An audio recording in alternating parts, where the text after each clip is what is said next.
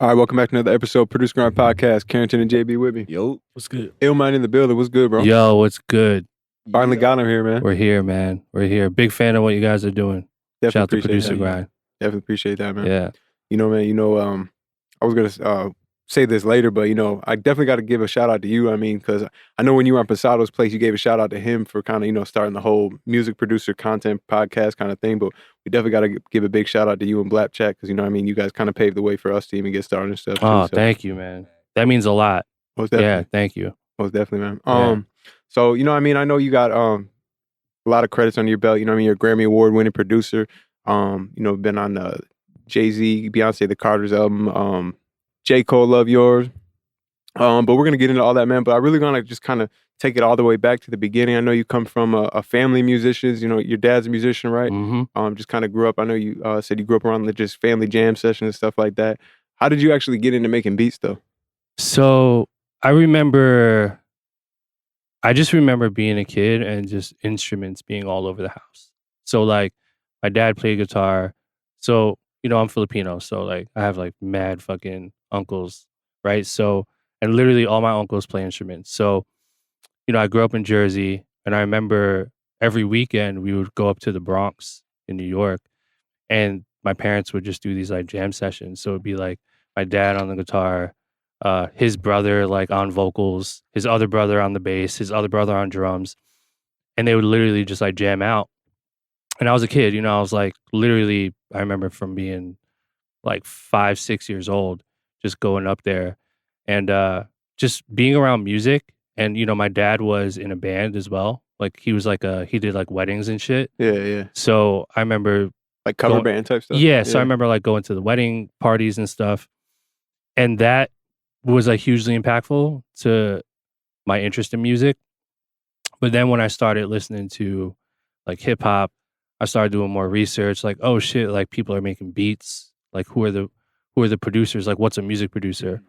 Right. And that was like, for me, that was, Jay Dilla, Timbo, Manny Fresh, Neptunes, Swizz, like, Dipset, all that shit, Heatmakers, like those are the guys that I was like, okay, like I want to do this shit too. So that it started with like being fascinated and having like this curiosity for hip hop, curiosity for like production. And one day I just started doing it. So like my dad had a keyboard and I started messing around on the keyboard, taught myself how to like play a little bit, learned a couple of instruments. Like I play a little bit of guitar, a little bit of bass. I'm like not like good or anything, but I know like the basic stuff.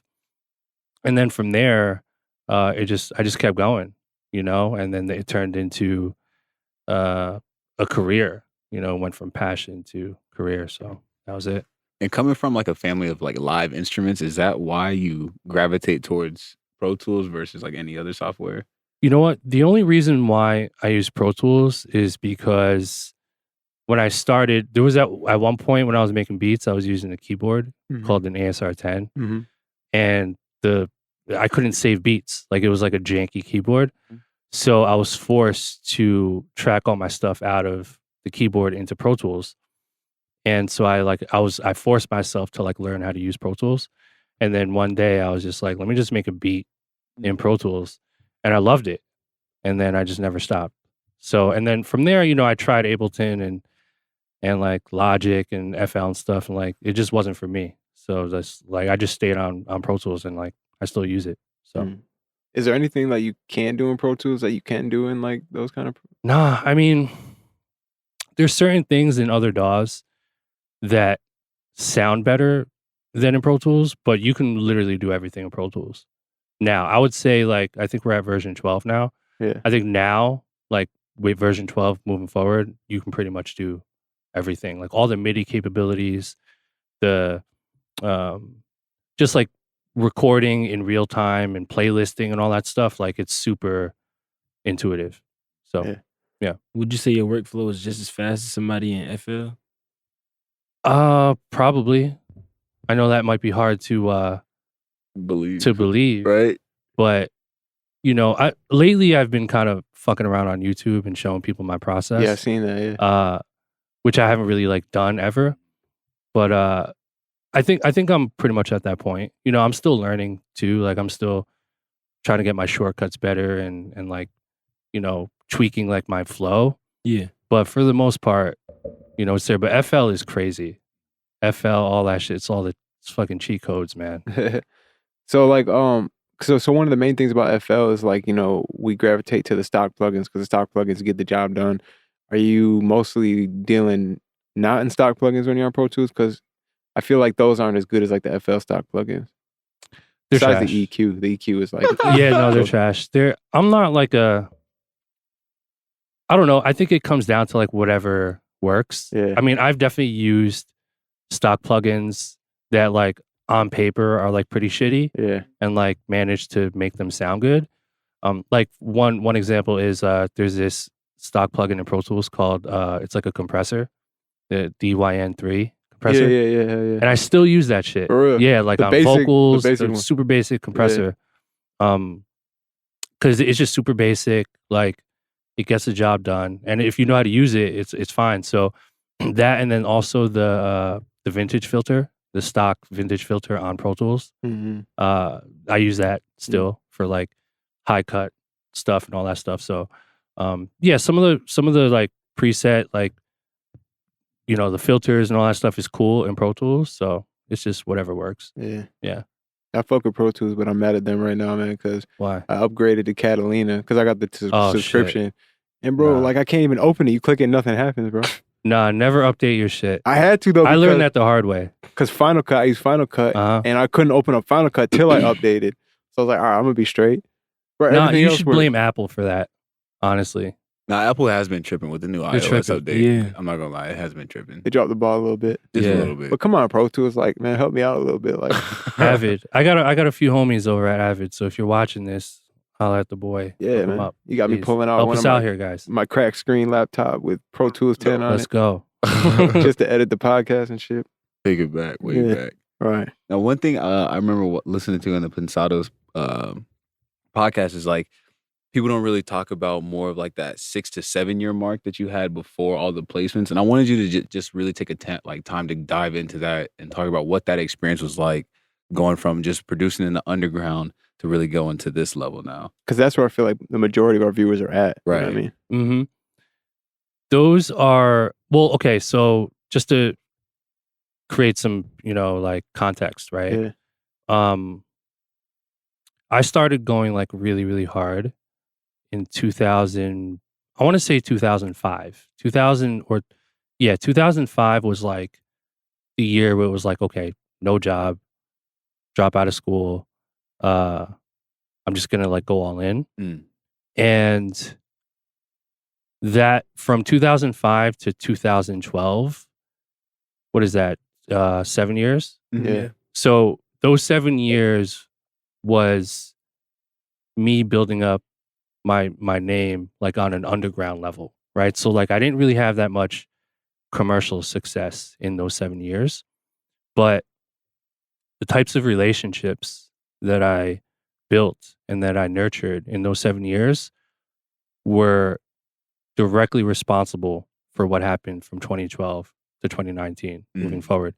I would probably say 70 to 80% of like all of my wins between 2012 and 2019 were from relationships that I built from 2005 to 2012. Mm. So I think there is this sort of phase where a producer realizes that, okay, the next 4 to 6 years will be relationship building and building for the next 10 years. You know, I think a lot of people just want the quick success. They want a placement. They want the immediately. placement and they think they'll be out of here if they get a Drake placement, which Right.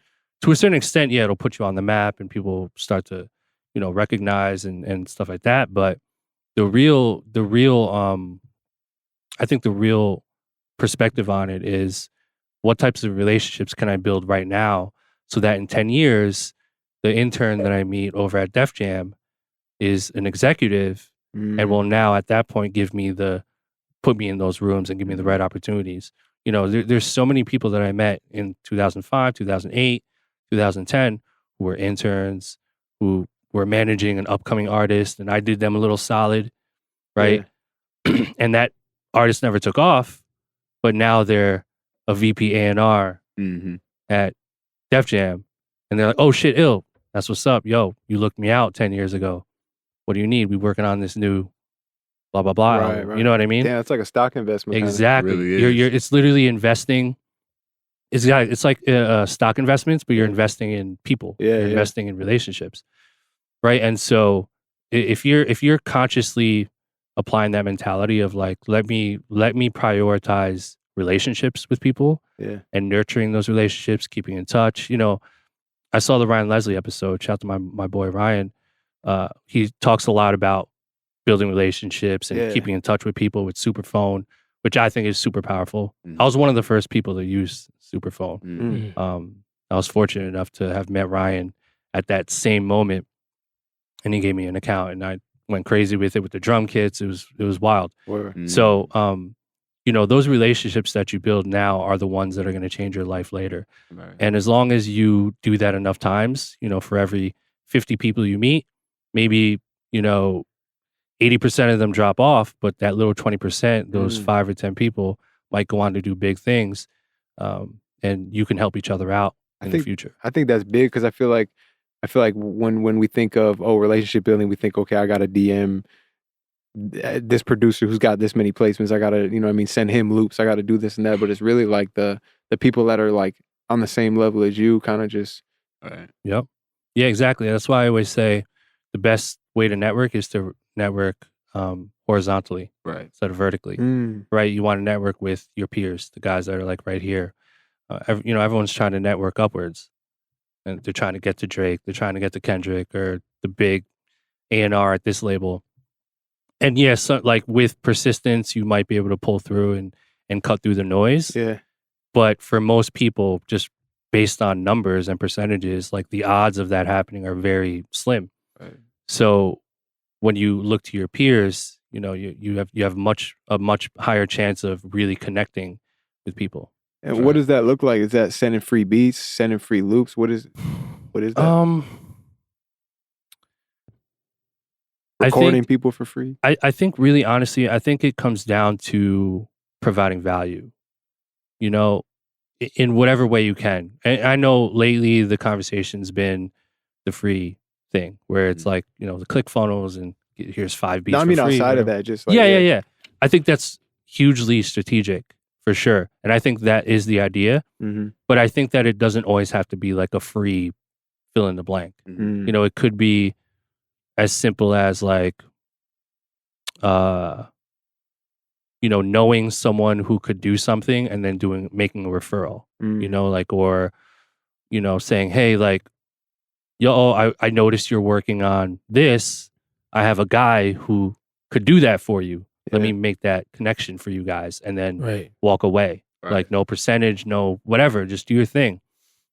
And that's like a very selfless move, right? You're maneuvering in a way where you're being very selfless with what you're giving. And I think if you do that enough times over enough years, those same people are going to remember those favors, and they're going to come back, and you're going to get that blessing, you know, later on at some point.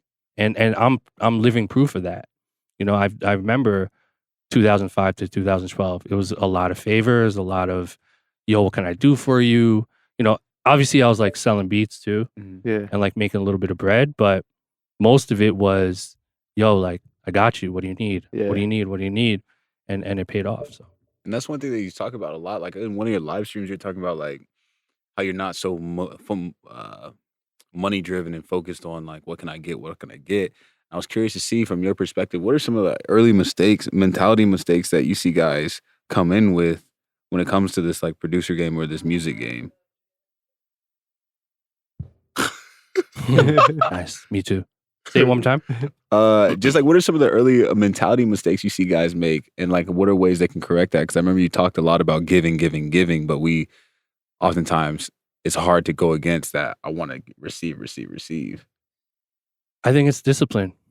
Really, it's just discipline. You know, you can train your mind to respond to certain things. So the way I look at it, and what I've been doing for like a pretty long time now, is I'll look at every situation, every opportunity, every room that I'm in, every person I meet. I always default to paying attention to only the positive thing about it, right? So like, if I walk into a room for the first time with like Drake or something, right? He's like this huge star. There's positive things that can happen, and there's definitely negative things that can happen, right? I can go in that room and think to myself, fuck, is Drake gonna like me? Or is he gonna like the beats I play? Or like, what if I say something stupid and he kicks me out? Or like, what if I piss 40 off? Or like, I don't know. It could be anything. And really what you're doing when you're focusing on the negative, you're traumatizing yourself into thinking that something will happen before it even happens, right? And so the interesting thing about this is, so I one of my idols is Joe Dispenza. You guys should look him up, but he's a neuroscientist, and he talks a lot about the brain and how people think and act. And he has this concept where I think it's a fact. I don't think it's a concept, but he has this thing where, you know, the brain doesn't know the difference between something actually happening in real life and something that you imagine, because it's only responds, the subconscious responds to your emotion and your feeling and your thinking, right? The brain is in our heads. The brain isn't exposed to the outside world. It's fed information via our senses. So our eyes, our ears, our touch, you know, all of our senses, taste, and then that goes into electrons into the brain, and the brain says, oh, that's an apple, or oh, that's, you know, tea, or oh, you're, you know, doing a podcast right now. So if you experience those things in the real world, the brain knows it. But if I go to bed tonight and I think about it, the brain doesn't know the difference between it actually happening or if you're imagining it. So when you imagine trauma and you pay attention to the negative stuff, your brain is like, fuck, Drake's not going to like our beats. And then when that happens, all these like endorphins start shooting in your brain, and then you go into fight or flight mode, right? And when you're in fight or flight mode, you're just on defense. And when you're on defense, you do really dumb shit, right? And so a lot of people out here are maneuvering on defense. Everyone's just on defense. Everyone's fucking like tense. Like, oh my God, I want this. I need this. I'm desperate. I can't fuck this up. I can't fuck this up. And then they're functioning, you know, off of fear and just making stuff up. So so they call it double trauma, where you're traumatizing your brain before it even happens. And then if it does happen, it happens twice. Dang. Right. So now you're double discouraged. Now you're double discouraged. Yeah, double trauma. That's deep as fuck. Double trauma. And then your brain gets into these patterns where you're just so acclimated to just this trauma that it affects your decision making in the real world. Right. So I do the opposite, right? I traumatize myself positively.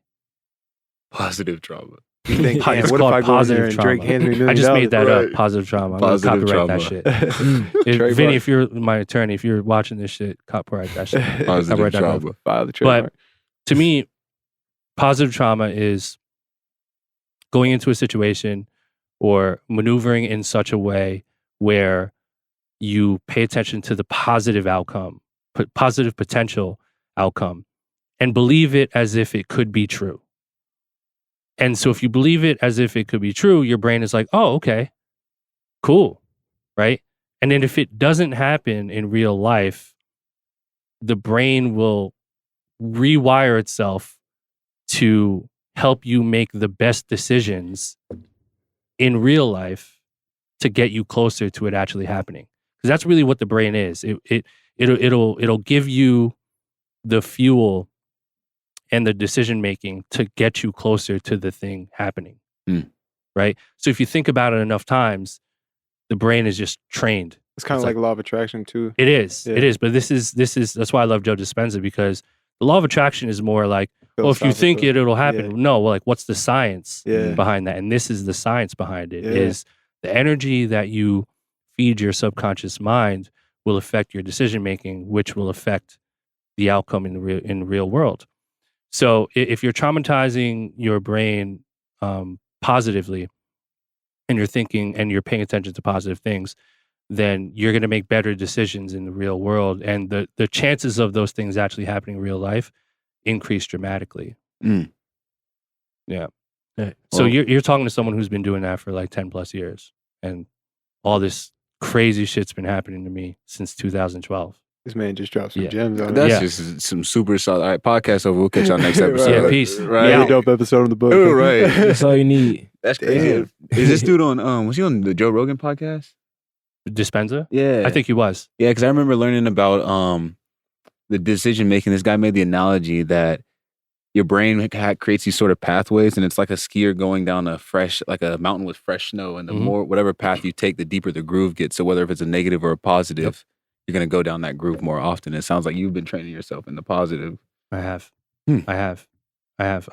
Super sauce. It's crazy because like every year since 2012, every year has been crazier than the previous. And I've been predicting that in my head. I'm like, next year is going to be, and every year I say, yo, next year is going to be crazy. Next year is going to be even crazier. And it has been, right? Like if you look at my trajectory since 2012 on a graph, like Right. it's doing this, Exponential type. right? shit. It's like, it's like curving like very sharply upwards.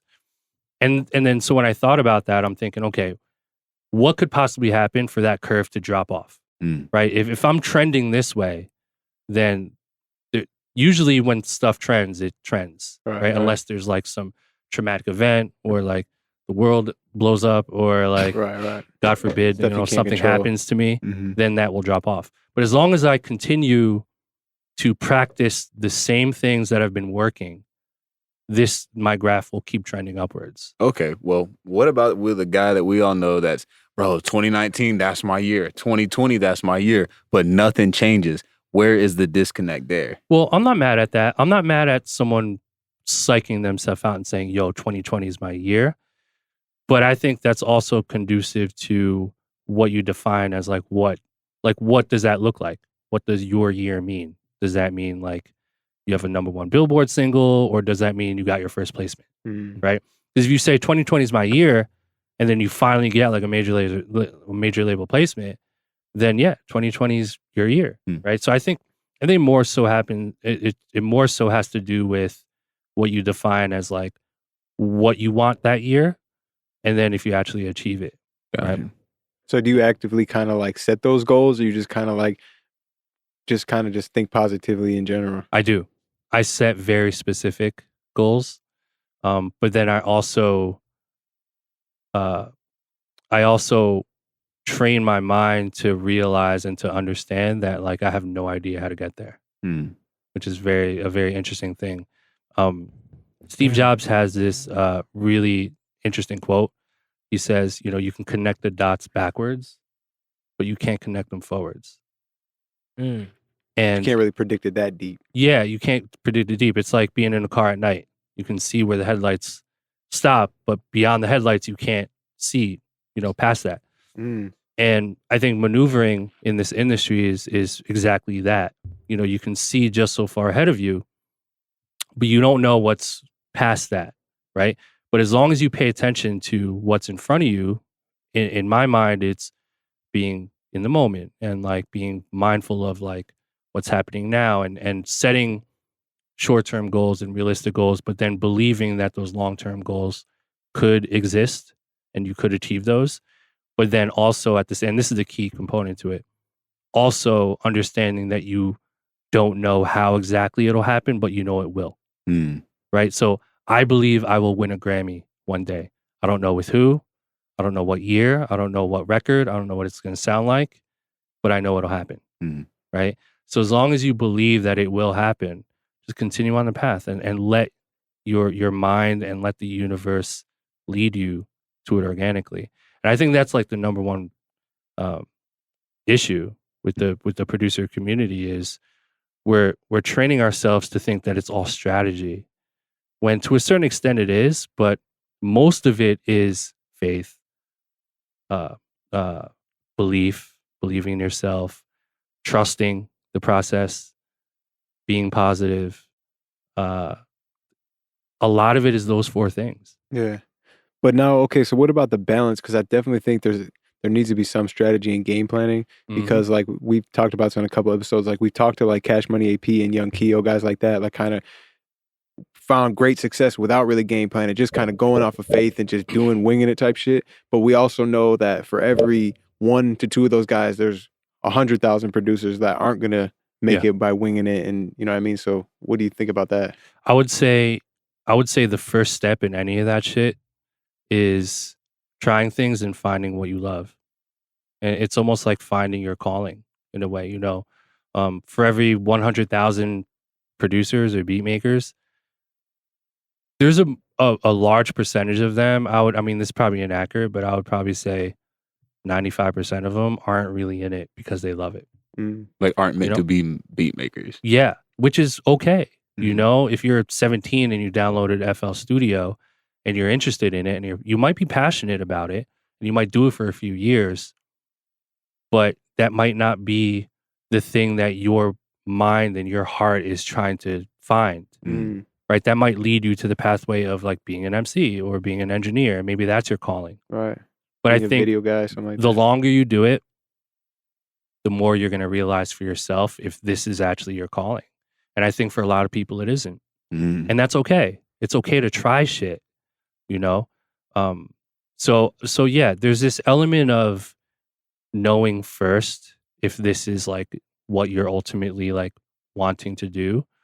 And then going with that. And I personally believe that that's like a deal breaker. You know, if this isn't your calling and and your heart isn't telling you that production is your thing, then it's going to be really hard for you to maneuver. You're going to have all the strategy in the world, but it's going to be very difficult. So I would say that. And did you ever set like time limits and be like, oh, if I don't do something by the time I'm this age, I'm giving up or Never. I never put deadlines on myself. Now, that's not to be confused with like goal setting and, you know, strategy. There's a lot of that shit for sure. But I never put myself in this like perspective in this box of like I'm running out of time. You know, because when you look at stuff with a time limit, you're thinking small, right? You're coming from a place of it's basically the opposite of abundance. Scarcity. Right? Scarcity, that's the word. So it's a scarcity mindset. I have limited time, right? The word limited just fucking pisses me off, right? So like everything about your being and your thinking should be abundant, right? I have all the time in the world. I have all the patience in the world. There's all the money in the world to make, right? There's 1 billion placements I could potentially get in the next 10 years with 1 billion artists. The next Drake in 2031, I'm producing for that guy. You know what I mean? Like, it's just having that mentality. I think the abundance mentality is like very, very crucial. And I think, unfortunately, a lot of people either aren't aware of it or don't think it's important or don't know how to apply it or just need some time to understand it and to start to condition their mind to get into that frequency. And then I think you got to also consider like you probably never like, you know, if you go back like 10 years, what you're doing now might not be the exact thing that you envision. You know what I mean? And you're going to discover new things along the way. Like, yeah, you're not making every album, but you know what I mean? You're traveling around, you're linking up with producers, you're getting money from doing events, from making sample packs and all kinds of just different things that you probably never even thought of, but it's just stuff that's just going to come, you know, during the process. Exactly. That's the headlight thing. You know, all this shit that I'm doing, I never predicted. But there are a few things that I predicted, right? I knew I was going to win a Grammy. I knew I would work with Jay-Z one day. Jay was always like the guy, like, I have to work with Jay. You can't be part of the elite if you don't work with Jay. You got to work with Jay. I don't care what generation you're from. Yeah. Working with Jay, to me, is still like the highest honor over any artist. Why? Alive today. I think it's because of how long he's been around, the amount of impact in the industry that he's had, the type of positive impact that he's that he has in our culture, and just what he's done. I mean Jay-Z, right? Like he's like, is he the oldest active rapper right now, or one of the oldest? He would have to be, right? Yeah. Yeah.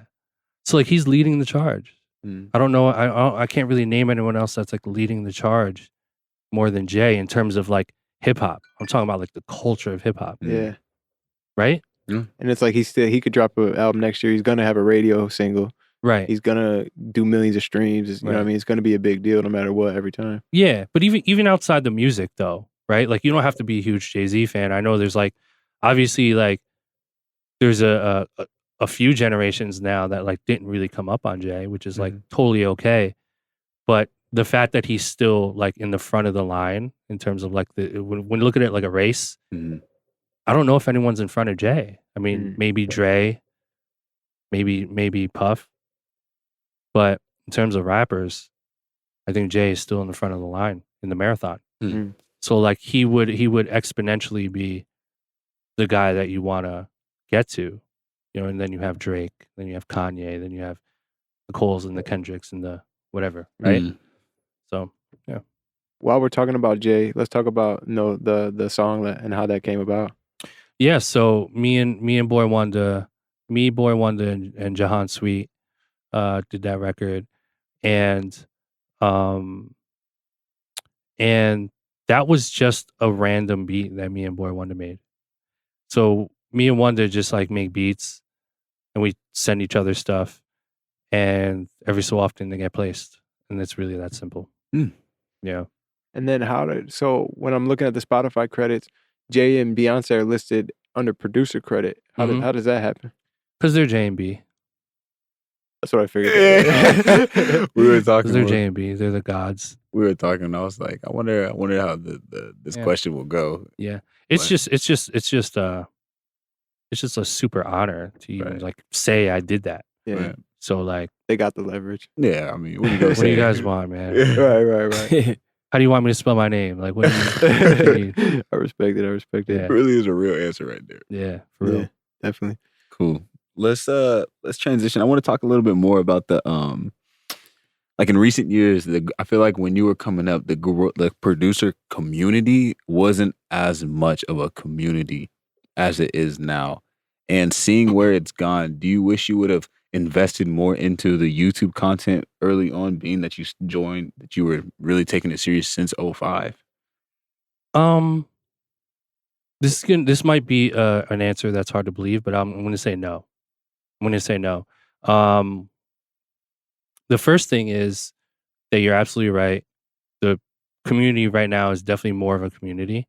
Back then in 2005, pretty much going 2005 to 2011, maybe even 2010, this shit was like very cutthroat. There was like no collaboration. No collabs. If you look at all the production credits back then, it was usually pretty much one producer. Yeah. And if you didn't know the right people, you weren't getting a credit.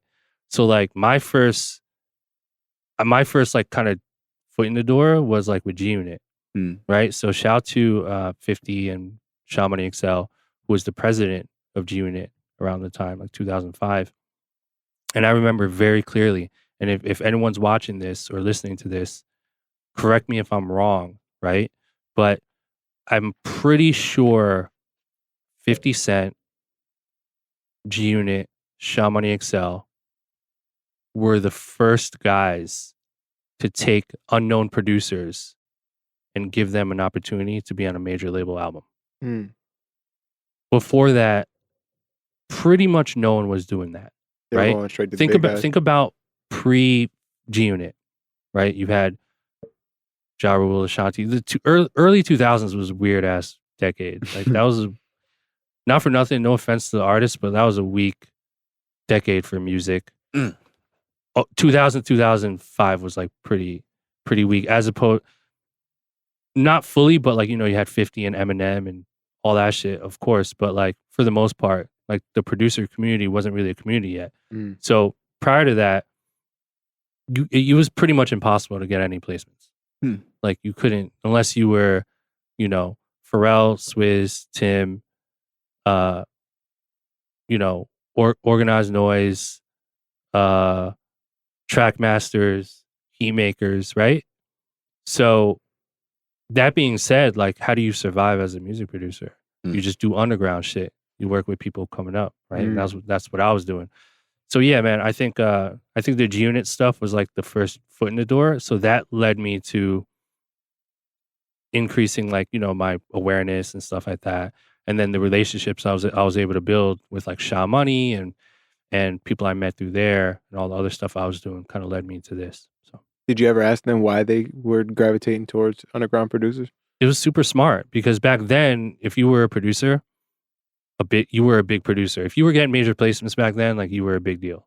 And you were getting, these are rumors, but you were pretty much getting like 6 figures up front, like producer fees. I remember at one point, and Tim, big homie Tim, correct me if I'm wrong, but I remember a rumor going around that Timbo was getting like $500,000 per beat. Back then, yeah. Timbo, I know you're watching this. Let me know, man. But you can't get that. So G-Unit was smart. They're like, we're not going to pay you $500,000 a beat. We're going to go with the kid from New Jersey who has good beats, and we'll cut them a check for like 20, and we'll save a bunch of money. Right. And we'll put them on at the same time. And that's what they did. They did that for me. They did it for Jake One, you know, DJ Khalil, so many of us, man. Knots. I mean, Knots is a legend, but you see what I'm saying? Yeah. $500,000 for a beat. Crazy. Why do you think it started to become a community and we kind of shifted more towards like collabing, and now that's like the whole thing now, especially like the last like 5 years. Not to toot my own horn by any means, I think drum kits was a big starting point. Not the starting point, but I think the idea of a drum kit shifted the culture, because before 2011, there were no drum kits. I mean, the drum kits you found were like Guitar Center, Ninth Wonder, bootleg shit. Yeah. You know, Boy Kanye Wonder, you know, whatever, like unofficial rips. Right? And then the official ones were like Big Fish Audio, or like what else? Like Shout the Sounds for Samplers, like a couple the ones that came on CDs. Yeah, the CD joints. So you didn't have digital drum kits from a producer. Call it a producer drum kit. So in 2011, going to 2012, I was like, fuck that shit. You know, I have like a little bit of a name, like in the underground. I'm curious to see if producers who are like semi-established, like myself, could put a drum kit out, and if other producers would use it. Is there a market for this? Is there a market for this? And the reason why I did that was because I was telling myself, if like Timbo dropped a kit, or if like Dilla dropped a kit, I would buy that shit in a heartbeat. And then I asked myself, how much would I pay for that? I told myself I would pay $500 for a Timbo kit, then, right? I probably wouldn't have, but because I was broke as shit. But I would pay like whatever I had to like have access to that. That's like gold. So then I told myself, I was like, well, if there are Illmind fans out there who are producers, what would they pay?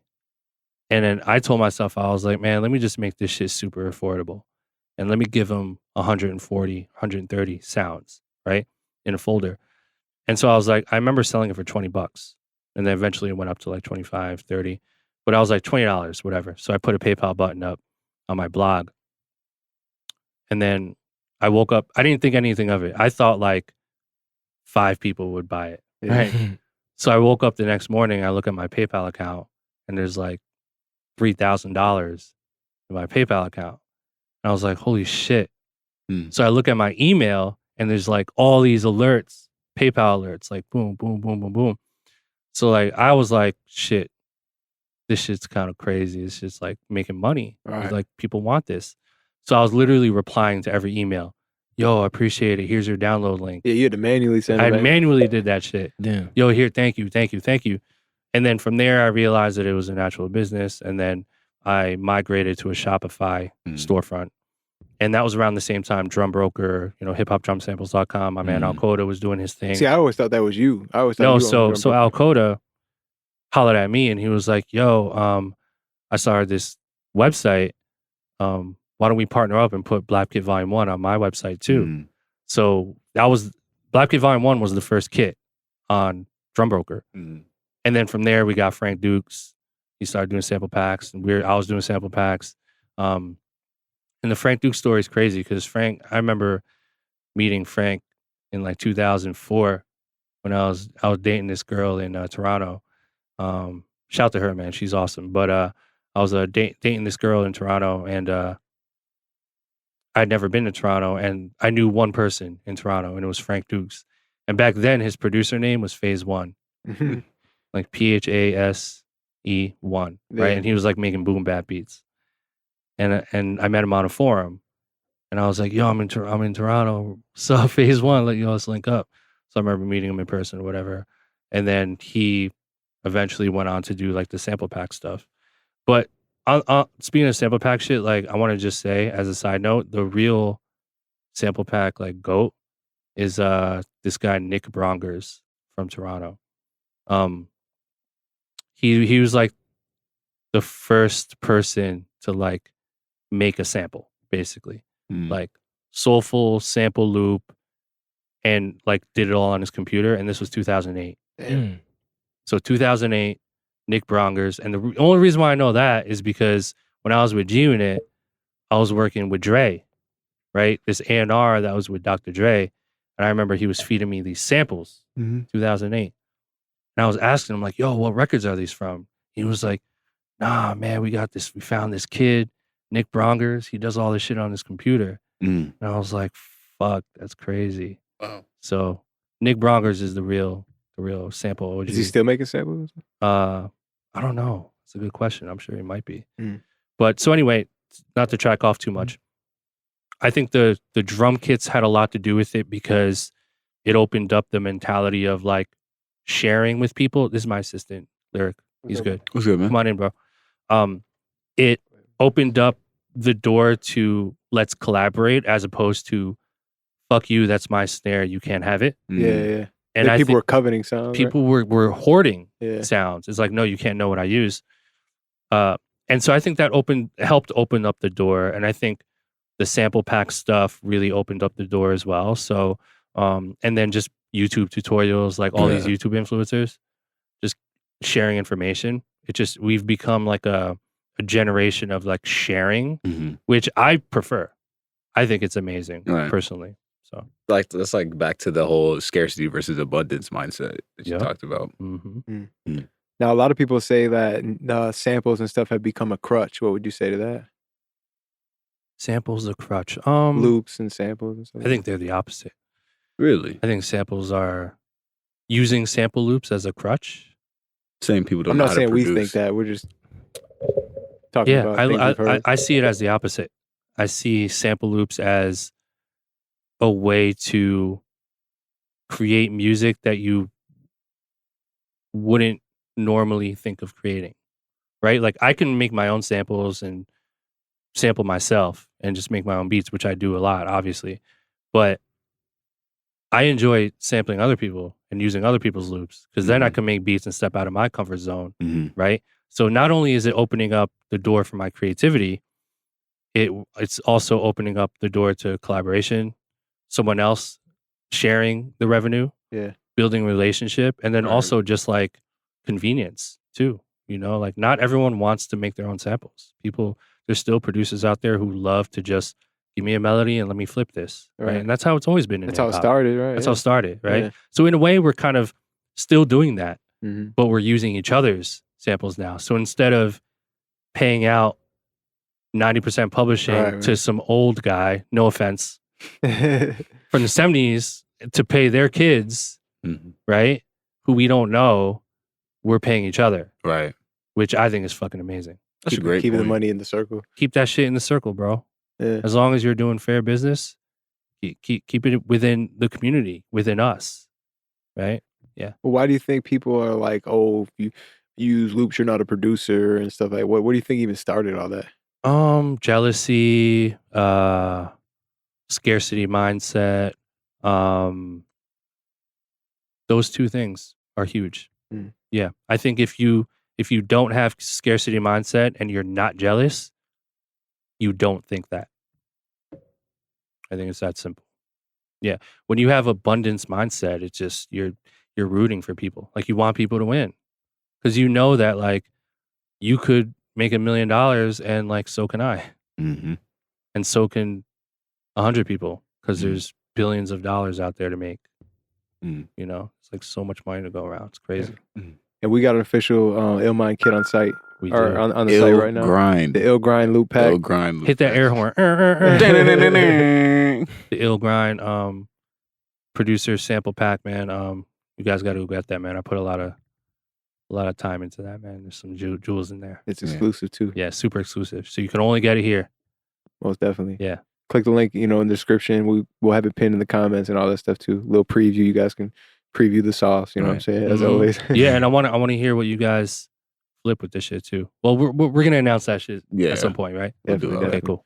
One thing I wanted to that you've been really good at doing, and I think all producers can really, and people outside of producing, can take note of, is how you've expanded to more than just a producer. You got the podcast, you got the kits online, and you're also in the studio constantly making beats. Why do you? How can producers step outside of just being a producer? Like, is it an entrepreneur mindset that you just naturally have, or what is it that separates you from somebody that just stays in the box? Okay, so it's I love that question. So it's two things. It's curiosity and it's curiosity and fearlessness, right? So being curious enough to try something and being fearless enough to know that there's a possibility that it won't work, and then being okay with it not working. So like at any given point in time, the drum kit stuff could have been a disaster. True. It could have been Illmind is a sellout. He's just trying to make money. Corny. He's corny for sharing his drums. Fuck him. Blackball him, whatever. I'm sure there was some of that at the Absolutely. Right? They're all gone now, but shout out to you guys. It could have went that way. Could have went left, right? Illmind started a producer podcast. Oh, he's corny. He's trying to be on like a fucking radio host now, He's whatever you want to call it. He's washed. Like a sports commentator after they retire. Yeah, like he's being a commentator. Like now everyone got a podcast, right? So that went well, right?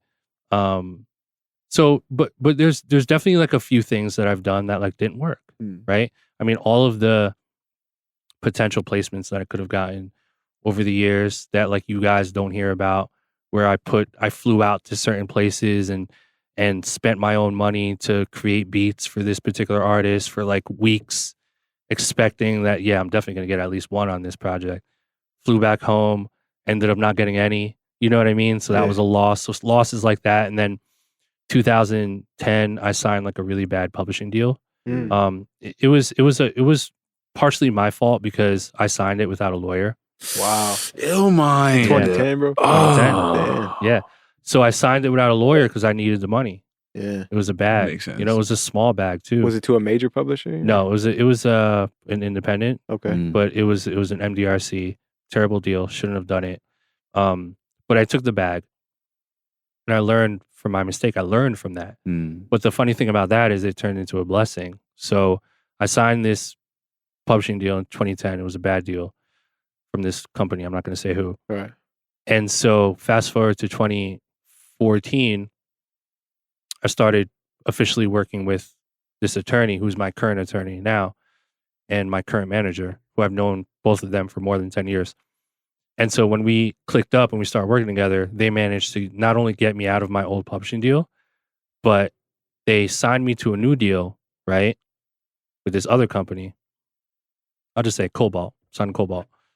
And then a couple months after that happened, I found out that Cobalt purchased the entire catalog of the old publishing company that I signed the shitty deal with. Wow. So I was able to reabsorb my whole catalog Wow. and That's clutch. gain control back. So now I own 100% of my catalog Fire. of everything I've ever produced. Fire. Yeah. Super clutch. So that was like a blessing in disguise, but I had to experience that L to like get to this point, right?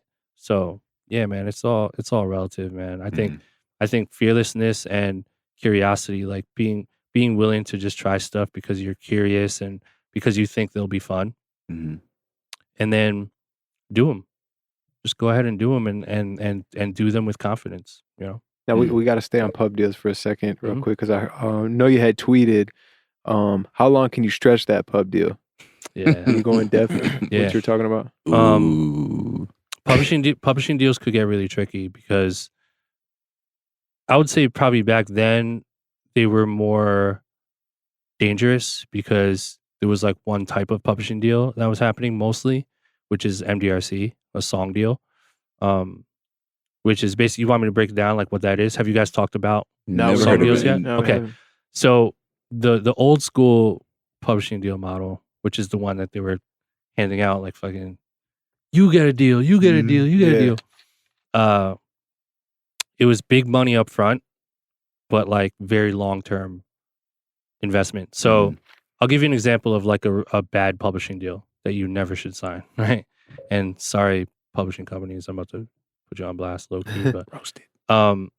so there's an MDRC deal, which means, okay, let's say you get a placement, your first placement with like Rihanna, like a huge single, and you don't have a publishing deal yet. So I'm a major publishing company, and I'm going to offer you a $1 million 5-song MDRC deal, right? That's a real deal that's happened before. So then we do that deal. So now we have to ask, okay, what does that deal look like? So it's $1 million and it's a 5-song deal. So what does that mean, 5 songs? Well, that basically means we're going to give you $1 million, but bless you, Thank you. but you're responsible for delivering 5 songs to us to place in the marketplace, major label placements. Bless Thank you. you. And once you fulfill those 5 songs, you're out of the deal and you're free, right? So 5-song publishing deal, so $1 million. So that basically means typically you'll get half upfront. So if you sign the deal, we're literally like the day you sign, within 30 days, you'll get a wire for $500,000 in your account, which sounds crazy, right? Right. So they really do that. So $500K, boom, straight to you. So now you're locked into a 5-song pub deal. So now let's figure out how do we fulfill that deal, right? So in your mind, you're like, I just have to produce 5 major label songs, right? So that's where the misunderstanding comes from. So when you look at one song represents 100% of a pie, right? And so we all know that every song is split into 2 parts. You have 50% of it is the publishing, 50% of it is the writing, Mhm. right? So when you look at the writing portion of the song, that portion, which is half of the pie, is also split into 2 portions. You have the writer performer, and then you have the writer composer, right? So the writer performer is like the artist on the song. So like the songwriters, the actual artist on there. So in this case, for the Rihanna song, let's assume Rihanna is on the song and she wrote the whole thing and there's no features. She will get 100% of the writer performer portion, which is what? 50% of that. 25% The whole of the thing, whole pie, the whole Okay. thing, which yeah. is 50% of the writer. Exactly. So she'll get 100% of that, which is 25 of the whole pie. So then we look at the other half of the writer, and it's the writer composer. And the writer composer is the producers, any samples, musicians, whatever. So if you produce this song, you used your own sample, you didn't sample anyone, there's no co-producers, you get 100% of the writer composer, which is another 25. the other 25. Yeah, 25. So this is what I always say. I always say that the publishing side of it, which is the other 50%, I always tell people it's basically a mirror image of what you have on the writer's portion. So if you walked away with 25% of the writer portion, then you also get the same 25 on the publishing. So The publishing side of it, you also get that lower half, 25%, right? And then Rihanna, since she got 25% of the writer, she would get 25% of the publishing. So when you look at the whole pie, it's split in half. Mhm. You get 50% of the publishing, or I'm sorry, 50% of the publishing, and you would get 50% of the writing. And then Rihanna will get 50% of the publishing, 50% of the writing. So that's one song, right? So when you look at the pie and you see the publishing portion, you walked away with 25% of the publishing. So that's 25%. You Of have a to get song. you have to get to 100 to fulfill that one song. Wow. So technically you So have it's a 20. so technically you have to do Got that. him. You have to do that 4 times to fulfill To get one one. song. Wow. And then you have 4 more songs to go. So the You deal know, really publishing companies is in reality, dirty. the deal That's is like 20 dirty. songs. And not to mention, if you're a new producer and you work with Rihanna or a big star for the first time, like you're not walking away with all that publishing. Right. You might get like 10%. If You got to that. do that 10. Really. So it's tricky. It's really okay. Cool. It's a really tricky thing.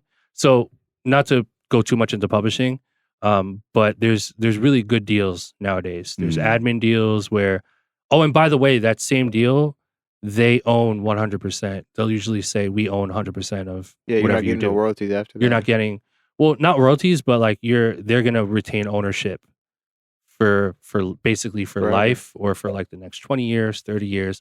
And then they have like sunset clauses where let's say you fulfill your song deal magically. Yeah, you get 100 And songs out. Let's say after fucking 15 years, you finally did it, right? Yeah.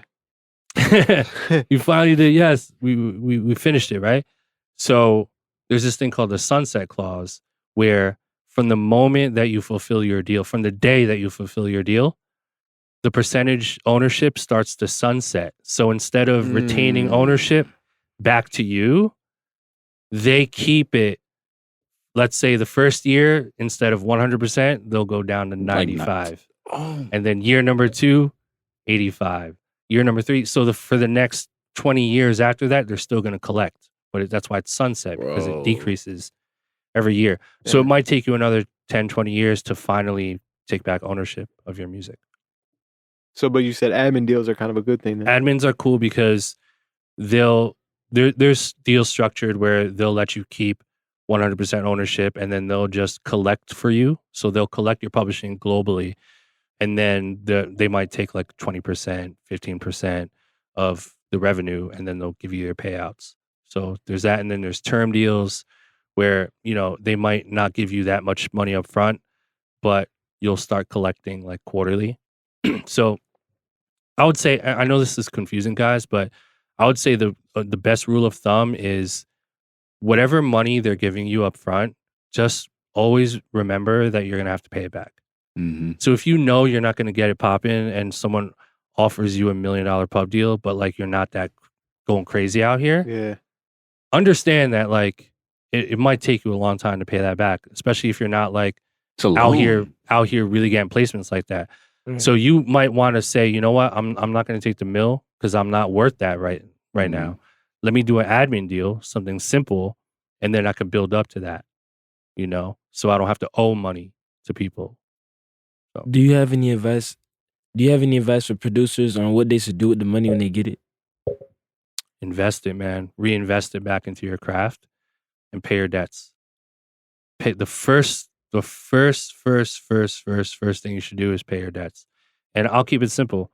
Pay your credit cards off, right? Start with that. Start with paying your credit cards off and then open up a business checking account, okay? Business savings account. Those are the big 3.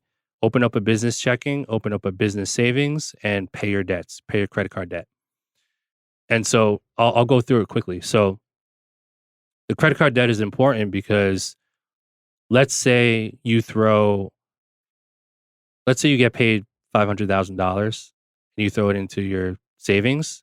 And let's say the APR on your savings is like 1%. So like every year it'll deposit 1%, you'll gain 1% off of the savings account.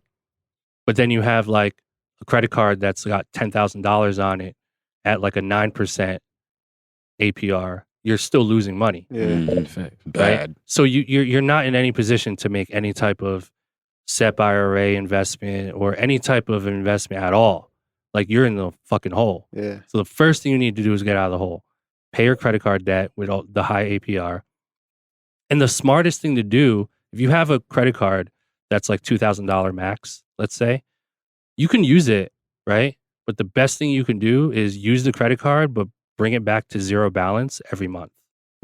So, throw $200 on there or whatever, $500, Build. and like be mindful of your cash flow. Use the credit card and just make sure you can pay that in 30 days.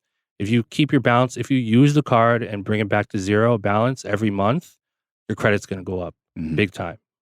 So that's step number one. Step two, open up a business checking and a business savings account. And in order to do that, you want to register for an entity. I would personally recommend an LLC. So figure out, depending on what state you're from, go to google.com and say, how do I start an LLC? Like $200 on LegalZoom. Exactly. Yeah. So you can go to LegalZoom or you can try to do it yourself. Go to LegalZoom, register for an LLC. When you register for an LLC, they're going to provide you with a tax ID number. So the tax ID number is basically like a social security number. So if you have a day job, your job pays you personal checks, right, with your under your social, and that's how you pay your taxes, with your social security number. So the tax ID is basically like another entity, and anytime you get paid, you get paid under the tax ID number. So when you walk into like a Bank of America and you say, I want to open up a business checking account, what do I need? They're going to tell you, you need a tax ID number, Right. We need to see your LLC papers, right? And you need at least $5,000 cash. Most Minimum balance. Most time you don't even need that. Most times you don't. Go right? to Chase. I think you can put $1. Maybe it's like a zero balance, right? Yeah. Yeah. So yeah, exactly. So as long as you have that, you're good to go. So that's step number two. Open up the LLC, get your tax ID number, and then walk into a bank, find out what bank works for you, open up a business checking, business savings, and then from there you'll be on the way to at least having a cleaner, financial situation. Yeah. Financial That might be gems. the realest game we ever got on this podcast. Amazing. Bro. The Two realest of the game. realest. Yes, bro. Amazing. Like, Oh, and let me add one more thing while we're at it. Taxes. So pay your taxes. any money, let me put it this way, right? Take it from someone who made mistakes in the past. The most conservative way to look at it is every dollar that you make off of music, whether it's a drum kit or sample pack or you sold a beat or publishing checks, whatever, every dollar you make, you only get to keep 30% of it for yourself. I thought you only have to pay out 30%. I'll tell you why.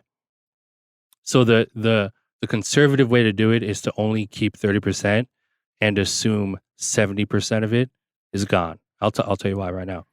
So let's say you sign a publishing deal for $1 million and you get a check for $500,000. Getting a check for $500,000 automatically puts you in a different tax bracket, right? So I'm pretty sure it's like 45% at this point, tax. So let's call it an even 50, right? Because we're conservative. When you look at money, you have to always be conservative. So, or overestimate. So let's say 50% of my money is gone by default. So I'm down to 250K, right? So I have a manager, I have an attorney, and I have an accountant, right? So my manager takes 20%, my accountant takes 5%, my lawyer takes 5%. So 30% of that 250 is gone. So what is that? I'm Asian, but I'm not good at math. No, it's What is that? it's Lyric, do you know? 20%. I know you're not Asian, but you're We're talking 30. almost there. 30% of 50. Yeah. Well, 30% of 250. 30% Oh, of 50 is No, 10% is maybe 25. 50,000. So times We got three. calculators. Is it for this 50,000? Yeah, do the calculator. I'm saying 175. 175. times 0.3, 75. 75? So minus 75 from 250. B minus 75. That's is- one. So you got one small. 125 left? 175 175? So now you're down to 175,000 out of $500,000. out of $500,000, right? So then there's this thing called quarterly taxes, where when you're a business owner or if you're an entity and you're making that much money, or if you're making six figures, every 3 months you have to pay the government an estimated tax of what you owe them. So you have to calculate, okay, what did I make from January to March? Oh, I made 100 grand. So I owe the government X amount, 45% of that. So you have to literally cut them a check every 3 months. Boom, boom, boom. And then if you over calculate it at the end of the month, they'll refund you. So it's dangerous. And you can't, if you're not paying quarterly taxes, you're going to get some shit in the mail. Like, hey, we see you made this much money, but we don't have quarterly taxes from you. So you owe us this right now. Yeah. And then you're like, shit, can I pay monthly? And they're like, no, we're going to take your money from your account in 30 days. I don't know. I'm making that up, but nah, it's real though. Shit gets real out here. So but that's before you buy anything crazy, man, just start simple, start small. You can splurge, you can enjoy your money. I'm not saying by any means like how to spend your money, but just be smart. Yeah. Yeah. And if you are spending, make sure it's going to be something that's tax write-off. Yes. Right. Oh, you know what? Let me add one more thing. I know we're running out of time. I have to go to my event. But when you get to the point where you're free and clear and you have good cash flow and now you want to grow your money, I think a really good step number one, a simple thing, is to open up a SEP IRA account, right? And so a SEP IRA account is basically you put money in it and you're not allowed to touch it for a while. And it grows, we call it compound interest, right? And so with compound interest, basically it's like growing money out of thin air, which is wild, right? So let's say I put $100,000 in a SEP IRA at a 3% 3% growth rate, right? For the compound interest. So in 12 months, if I don't touch that 100 grand, in 12 months, the bank will deposit 3% of that 100 grand into my account, which again, calculate, what is that? 3,000. 3,000. So now I have $103,000, right? Yeah. So I have $103,000 in that account. I just made $3,000 of free money. So then on the second year, I get 3% again, but now I get 3% of 103, not 100. Right. So that's more than $3,000 increase. That's what's 3% of 103. Hold on, let me see if I can do it. A little bit more. So you don't have to do it. So every year it goes a little more, right? It looks like this, and then after 10 years, it starts going crazy. It's like a snowball. Right. Now you might be getting 20 grand a year. Yep. Something like that. It just doubles up every time. And you can spend that every year. Bro, crazy. This might have been the most super sauce podcast we've had. Good. And let's see. I know you got to go, man. Let's see if there's anything that we want to talk about that we super missed. I think this studio is pretty close. Can you look it up, Lyric? It's pretty close, I think. So we're good. What time is that? 7 or 6:30? That's 7. Oh, okay. So we have our producer town hall coming up this Friday. Yeah, I saw that. Congrats, guys. Thank you. I really wish I could be there, but definitely, man. Definitely. Great. I mean, we're gonna be doing more of them, so we definitely gotta get you involved, get you up on the panel, and dropping these kind of jabs. This is the kind of stuff that people need to hear. You know what I mean? Like practical steps you can actually do instead of just, yo, bro, be smart with your money. Yeah. How am I gonna be? Dave Ramsey, did you ever listen to him? No. Oh, okay. Never mind. I'll look him up. So we got Sunny Digital there. We got Young Lamb. We got DJ Toomp, as well as some key behind the scenes players. We got some entertainment lawyers. Our entertainment lawyer Carl Folks is hosting the event, hosting the panel, moderating. Amazing. We got some producer managers. We got the director of ASCAP Urban is going to be there. And one of we're the whole goal of this event is we want to talk about the problems that producers face, as far as not getting paid, getting messed up deals and stuff like that, and just kind of just like steps that people need to be careful of. But we also are talking about the steps to forming an official producers union and kind of what needs to be done for that. And I just want to know, what are your thoughts on like an actual producers union being successful and the viability of a producers union? Love it. I love everything about it. Ever since Sonny brought it up, it's been on my mind. And the fact that you guys are taking initiative and actually taking action to bring people together is taking us one step closer to that being a reality. So anything I can do to contribute, to help in any way, you guys always have my back. Definitely. Yeah, it's much, much, much needed. Yeah, that's what we're doing, just trying to get the ball rolling kind of thing. You know what I mean? I mean, listen, you're talking to someone who was motivated by not having shit. Yeah. So I just started my own shit, Yeah. you know? And I personally have always prioritized doing things that will nurture the community that gave me the opportunity to be who I am today. Right? So it's us, like the very community that gave me the life that I have. I owe that community like my everything. That's why I have the podcast. That's why I have drum kits, and I just want to keep giving because every time I give, I feel like I'm thanking the same community that allowed for me to have this amazing life that I have. So the idea of a producer community like gives me chills. Like a union to make that happen would be very special. Definitely. So definitely you see it as a possibility of working. Mm-hmm. Definitely. Mm-hmm. And I think a good way to end this off, we got a fan question. We had a couple, but we're only going to get time to get to one. Cool. Crack-a-lack made it again. Crack-a-lack. Crack-a-lack made it Is he again. a regular? This boy Crack-a-lack is a regular. Shout out to Crack-a-lack, Crack-a-lack's man. cool. Definitely. Crack-a-lack's the man. If you started over tomorrow, what would you do? What would your strategy be? If I started over tomorrow, what would my strategy be? Okay. So, like, haven't made any beats. Yeah, like you start over tomorrow. You got your brain, but you don't got any connections. You don't got any placements. You got nothing. And have I made any beats or no? Nope. You wake up with a new body. You don't got you don't got no equipment. You're working a 9 to 5. All right. The first thing I would do is save up enough money for some equipment. I think I would start simple, go to YouTube tutorials and find out how to use FL. Download FL, save up for a computer, save up for some headphones, and then just like teach myself how to make beats. And I would use all of my free time to just learn how to make beats. I'll probably do that for a year. Just keep my day job, do it for a year, maybe 2 years. Do it enough and do it every day to the point where I feel like pretty good about my beats. And then from there, I would start to go public on my social media. So I'd create Instagram account, Twitter account, Facebook account, Snapchat, Triller, what was the other one? TikTok, Gary V. YouTube channel, BeatStars account, and then I'll go to Shopify and I'll create my own website.